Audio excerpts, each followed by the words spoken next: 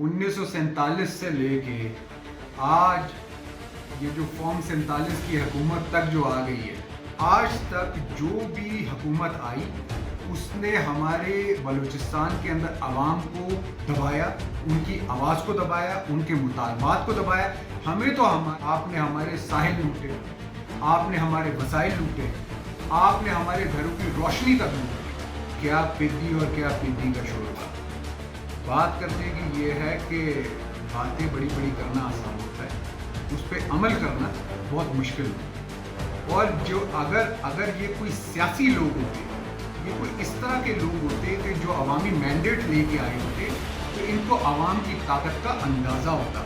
ان کو پتہ ہوتا کہ جب عوامی طاقت نکلتی ہے، جب سیلاب آتا ہے، تو پھر تناور سے تناور درخت کو بھی اکھاڑ کے لے جاتا ہے. مگر اب یہ وقت آ چکا ہے کہ ہم اپنی عزت آپ کو لوٹنے کی اجازت نہیں دے سکتے.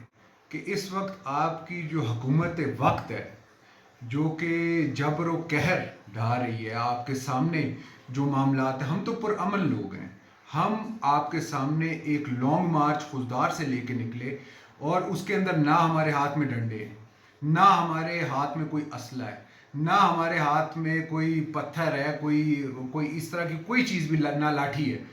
مگر آپ نے ہمیں محصور کر دیا لا کے یہ لکپاس کے مقام پہ وہ ٹنل، جبکہ یہ تو آپ کے گورنمنٹ کے جو جتنے بھی لوگ ہیں، جو تھنک ٹینکس جن کو کہتے ہیں، یہ تو ان کو سمجھنے کی ضرورت تھی کہ اگر آپ اس ٹنل کو بلاک کریں گے تو یہ انڈرسٹوڈ بات ہے کہ جتنے بھی عوام کے رستے ہیں آنے جانے کے، جو گاڑیاں ہیں، جو جمع غفیر ہوگا، وہ ادھر سارا رک جائے گا. مگر آپ کی حکومت کے اندر نہ تو وہ سوچ ہے، نہ تو ان کی وہ سیاسی بصیرت ہے کہ وہ اس چیز کو سمجھ پاتے کہ اگر ہم اس طرح کی حکمت عملی لیں گے تو اس کا آؤٹ کم کیا ہوگا. تو میرے خیال سے یہ ایک قابل مذمت ان کی حرکت ہے جو حکومت وقت کر رہی ہے. جبکہ آئین کے اندر آپ دیکھیں، کانسٹیٹیوشن کے اندر آرٹیکل 15 اٹھائیں، 16 اٹھائیں، 17 اٹھائیں، 19 اٹھائیں، جتنے بھی بنیادی حقوق سے، کیا اس کے اندر فریڈم آف ایسوسیشن کا نہیں لکھا؟ کیا اس کے اندر فریڈم آف اسمبلی کا نہیں لکھا؟ اس کے اندر کیا فریڈم آف سپیچ کا نہیں لکھا؟ اس کے ہر چیز کے بارے میں ایک ایک آپ کا آرٹیکل ڈیفائنڈ ہے. تو پھر ہم کون ہوتے ہیں یا آپ کون ہوتے ہیں کہ ایک پیسفل پروٹیسٹ یا سٹ ان کو آپ روکیں؟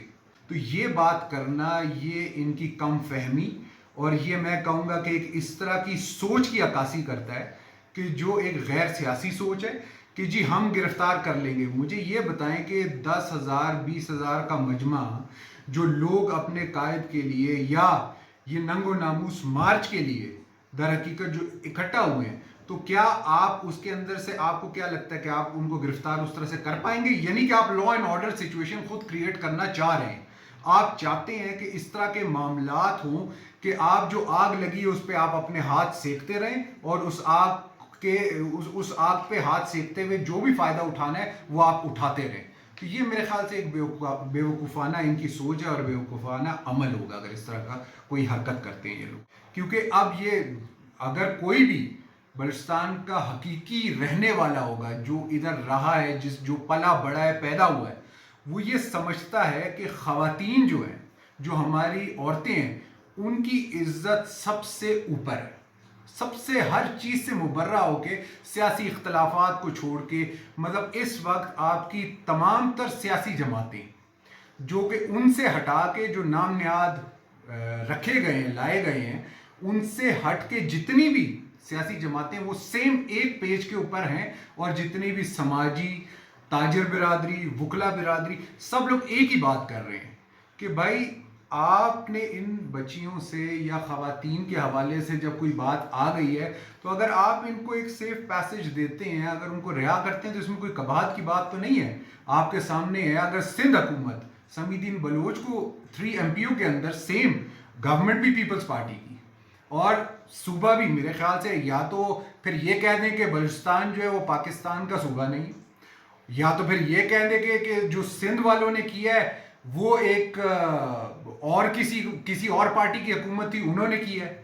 مطلب جب آپ کی حکومت سیم، ادھر بھی پیپلز پارٹی کی حکومت اور ادھر بلوچستان کے اندر بھی پیپلز پارٹی کی حکومت، اگر ادھر وہ مقدمہ وڈرا ہو سکتا ہے، 3 MP وڈرا ہو سکتا ہے، تو بلوچستان میں کیوں نہیں ہو سکتا؟ جواد صاحب، کیا حل ہے آپ کی نظر میں؟ کیا کرنا چاہیے؟ دیکھیں، جب تک آپ سیاسی نمائندگان، سیاسی لوگوں کو، ان شخصیات کو، وہ قداور لوگ کہ جن کی بات لوگ سننے کو تیار ہیں. آج اگر سردار اختر مینگل نے ایک سیاسی ایک سٹانس لی ہے اور وہ اگر آ کے کھڑے ہوئے ہیں، انہوں نے اپنے، اگر آپ یہ دیکھیں ہم کوئی اس کے اندر یہ ہماری ایک جمہوری لانگ مارچ ہے، پیسفل پروٹیسٹ ہے ہمارا کہ ہم آئے. اگر آپ ہمیں سلب کر کے رکھتے ہیں اسی طرح سے تو معاملات بگڑتے ہیں، ہمیشہ سے بگڑتے رہیں اور مزید بگڑیں گے. آپ کو یہ ہوش کے ناخن لینے ہوں گے، آپ کو سمجھنا ہوگا کہ جو سیاسی یا سماجی یا اب جیسے کہ قومی حوالے سے ایک ننگ و ناموس کی بات آ چکی ہے، تو جب اس طرح کا معاملہ آتا ہے تو آپ کو اسی طرح سے ٹیکل کرنا پڑتا ہے چیزوں کو. آپ کو بھائی، آپ اسٹیٹ ہو، آپ کو تھوڑا سا اسٹیپ فارورڈ ہونا پڑے گا. آپ کو ان ماؤں بہنوں بچوں لوگوں بزرگ جتنے بھی بیٹھے ہیں، آپ کو جانا ہوگا، آپ کو جا کے بات کرنی ہوگی ایک پرامن، اگر آپ چاہتے ہیں کہ طریقے سے معاملات چلیں. نہیں تو اگر آپ نے ڈنڈا ماری کرنی ہے تو وہ تو پھر آپ کچھ نہیں اچھا کر جواد سکتے. صاحب، یہ بتائیں کہ 3 دفعہ مذاکرات جو ہے ناکام ہو چکے ہیں. حکومت کی جانب سے جو وفد گیا تھا وہاں پہ سردار اختر مینگل کے ساتھ جو ہے مذاکرات طے نہیں ہو سکے. تو کیا کیا مطالبات ہیں وہ کیوں تسلیم نہیں کیے جا رہے؟ حکومت کیوں جو ہے آپ بی این پی کے جو ہے مطالبات جو ہے تسلیم نہیں کر رہی؟ اس کی کیا وجوہات ہیں؟ دیکھیں، بات یہ کہ مطالبات تو تسلیم تب ہوں یا مذاکرات کا جو عمل ہے وہ اپنے پائے تکمیل تک تب پہنچے کہ کوئی ایسا اختیار مند بندہ جو ہے، کوئی ایسی شخصیت کہ جس کے اوپر ہم بھی اعتبار کر سکیں اور اس کے پاس بھی کوئی اختیار ہو کہ وہ اگر ہمارے پاس آیا ہے مذاکرات کرنے کے لیے، کوئی بات لے کے آیا ہے تو اس کی بات میں کوئی وزن ہو، کہ ہمیں پتہ ہو کہ جی اگر ہم اس کے سامنے یہ مذاکرات ہمارے یہ باتیں آپ عمل درآمد کر سکتے ہو یا نہیں. وہ تو خود رو رہے ہیں، وہ جو آتے ہیں وہ ہمیں خود کہتے ہیں کہ جی ہمیں کچھ وقت دے دیں، ہمیں کچھ وقت دے دیں. اس پہ بڑی ایک وہ سردار اختر جان نے ایک بات کی کہ بھائی اگر آپ اتنے بے اختیار ہو تو پھر میں ایسا کرتا ہوں کہ اس دھرنے کے اندر میں ایک اور اضافہ کرتا ہوں کہ ان کو اختیار مند بھی کیا جائے.